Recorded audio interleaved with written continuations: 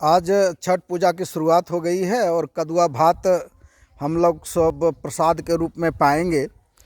तो आज समझते हैं कि आज इतने सब्जी हैं, इतने प्रकार के सब्जी है लेकिन कदुआ भात ही क्यों बनता है।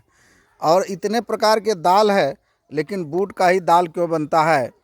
जबकि कुर्थी का दाल किडनी के लिए लाभदायक है, मूंग का दाल बीमारी को खाने के लिए डॉक्टर सलाह देते हैं। लेकिन हमारे ऋषि मुनियों ने आखिर क्या बात है, ये चना दाल बूट का दाल ही इसमें प्रयोग किया और कदुआ का सब्जी ही। चलिए हम पूर्वजों के ज्ञान को समझने का प्रयास करते हैं बंधुओं। तो सबसे पहले हम चना दाल पर ही जानते हैं, समझते हैं कि क्या इसका फ़ायदे हैं। बंधुओं, चना दाल की विशेषता ये है कि उसमें रुक्षांश पाया जाता है। रुक्षांश जिसको अंग्रेजी में सेलुलोज कहते हैं। इससे क्या होता है कि इस जो रुक्षांश जो है उसको पाचन क्रिया हमारी अच्छी तरह से ठीक से पाचन नहीं कर पाता है और जिससे वह जल सोखता है और ये शौच की मात्रा को बढ़ाता है। और शौच की मात्रा को बढ़ाने से शौच की चालन शक्ति बढ़ जाता है और पेट बढ़िया से साफ होता है। पैखाना जो है वो क्लियर होता है। इससे पेट की जो गड़बड़ी है बिल्कुल क्लियर हो जाता है और हम स्वस्थ होते हैं। उसी तरह से कदुआ भात का ये उपयोग है, ये फ़ायदा है कि जितने भी सब्जियां हैं, गोभी आलू बैंगन टमाटर, सब अम्लीय होते हैं।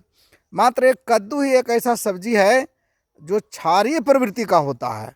और जब हम क्षारीय सब्जी का प्रयोग करते हैं तो हमारे पेट में जो गैस होता है, जो वो एसिडिटी होती है, कदुआ का सब्जी उसे उस एसिडिटी को ख़त्म कर देता है।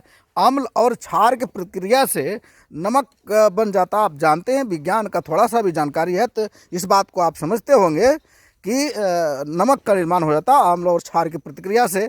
तो हमारा पेट बिल्कुल न अम्लीय रह जाता न क्षारीय रह जाता, पेट शुद्ध हो जाता है और हम आगे के कार्यक्रम के लिए अपने शरीर को तैयार कर पाते हैं।